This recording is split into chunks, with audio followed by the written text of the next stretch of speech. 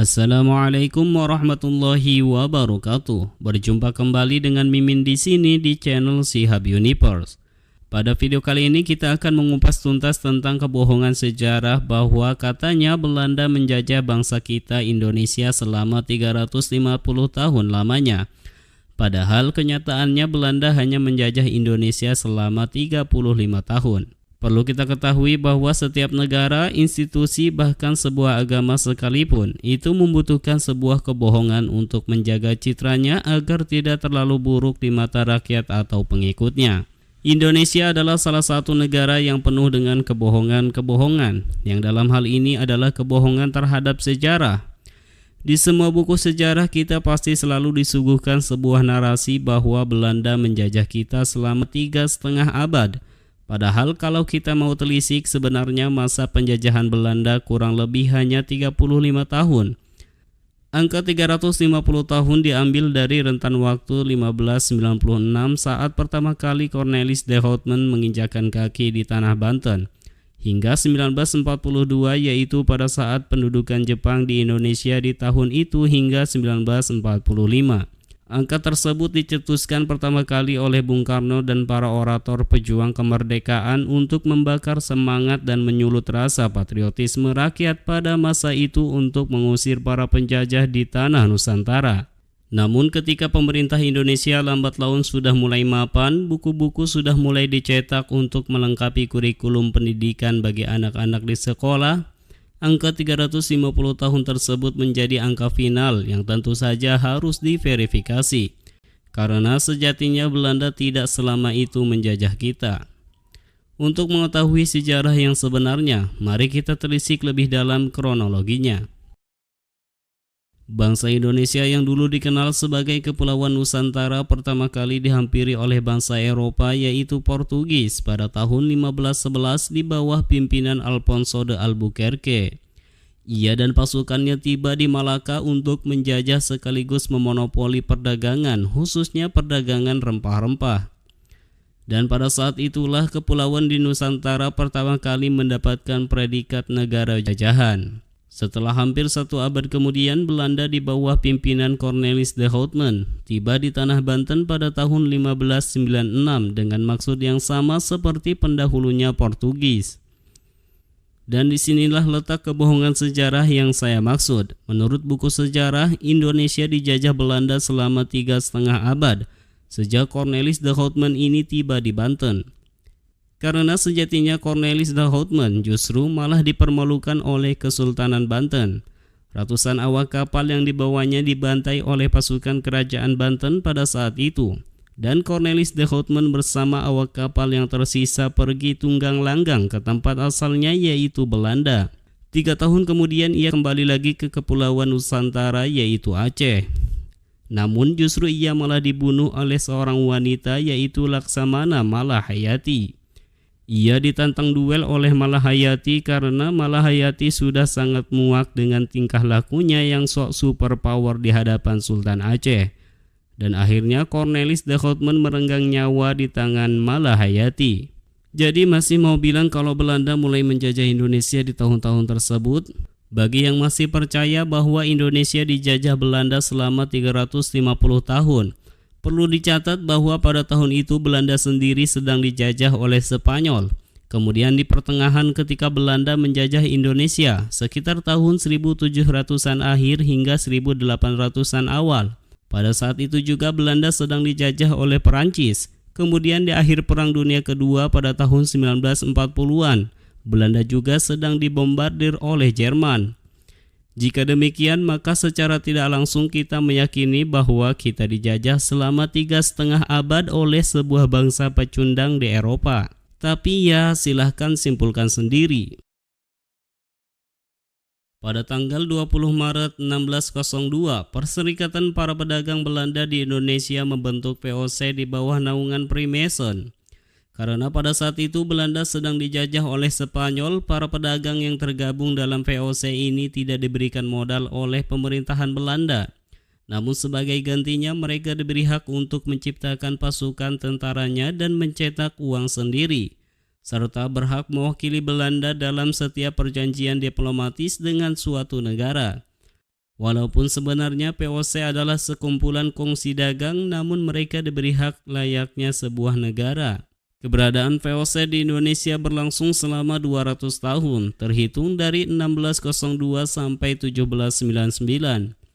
Dalam rentan waktu tersebut, VOC telah menguasai kerajaan Banten di tahun 1633, kemudian berhasil menaklukkan Makassar di tahun 1677, serta terlibat dalam konflik pemisahan Yogyakarta di tahun 1755. Dari 3 wilayah yang telah dikuasai tersebut, apakah dapat disimpulkan bahwa VOC menjajah Indonesia? Tentu saja tidak.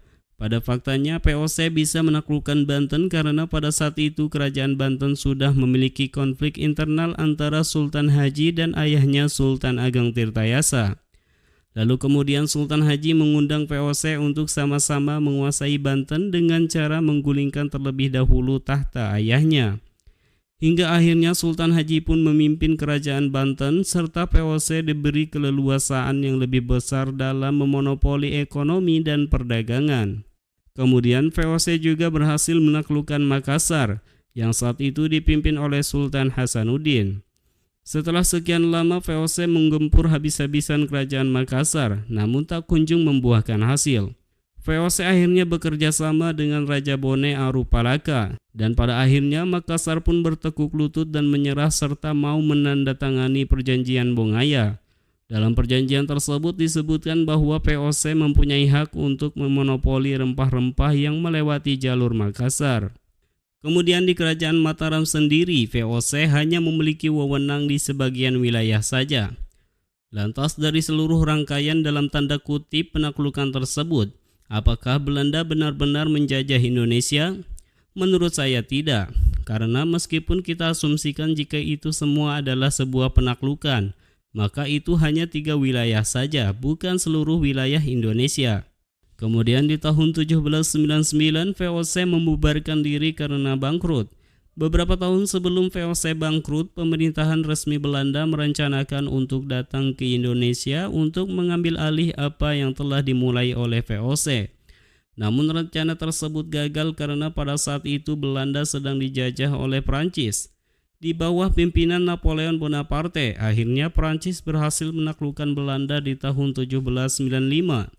Dan di sana mereka membuat pemerintahan Belanda dalam tanda kutip pemerintahan boneka di bawah kendali Louis Bonaparte, adik dari Napoleon Bonaparte. Kemudian pada tahun 1808, utusan dari Belanda Herman Willem Daendels datang ke Indonesia. Daendels ini adalah orang Belanda yang menjadi simpatisan dari pemerintahan boneka yang dibentuk oleh Perancis. Tujuan Daendels diutus ke Indonesia adalah untuk meraup semua sisa-sisa aset milik VOC pasca bangkrut dan untuk memerintah sebagian Pulau Jawa sekaligus menjaganya agar tidak direbut oleh Inggris. Perlu diingat pada saat itu Pulau Jawa secara keseluruhan masih dikuasai oleh Kerajaan Mataram. Daendels pada saat itu hanya menguasai sebagian kecil Pulau Jawa dan ia hanya mengamankan benteng-benteng dari kemungkinan serangan Inggris. Dan benar saja 3 tahun kemudian Inggris mengutus Thomas Stamford Raffles dan 60 armada kapal perang untuk mengambil alih wilayah yang dikuasai Belanda. Dan hanya kurang dari 1 bulan saja Inggris berhasil memukul mundur pasukan boneka Prancis tersebut dari Nusantara. Kemudian di tahun 1916, Inggris mengembalikan wilayah kekuasaannya di Nusantara ini kepada pemerintahan Belanda yang asli.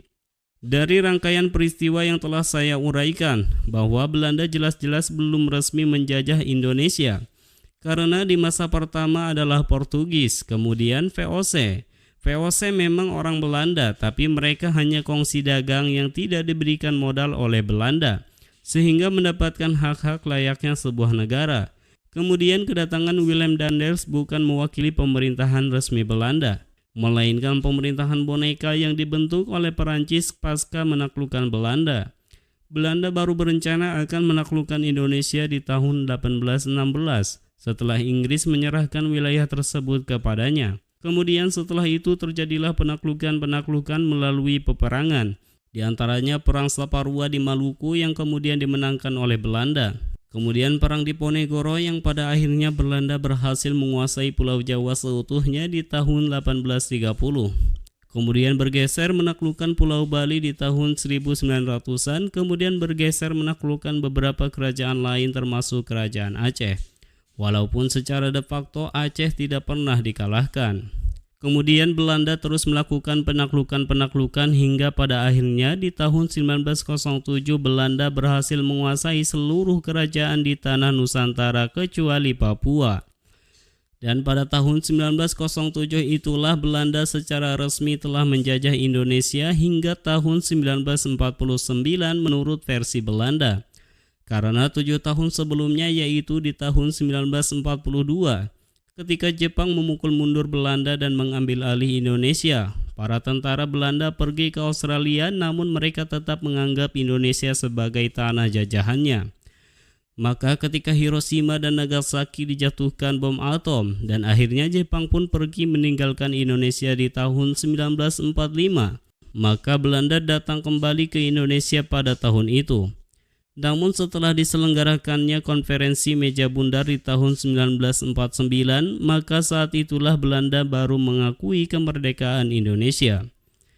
Jadi kesimpulannya Belanda tidak menjajah Indonesia selama 350 tahun. Melainkan hanya 35 tahun saja, dimulai pada tahun 1907 hingga 1942 jika ditinjau dari datangnya tentara Jepang. Namun jika menurut Belanda hingga tahun 1949. Mungkin itu saja yang dapat saya sampaikan. Terima kasih telah menonton, sampai jumpa di lain waktu. Wassalamualaikum warahmatullahi wabarakatuh.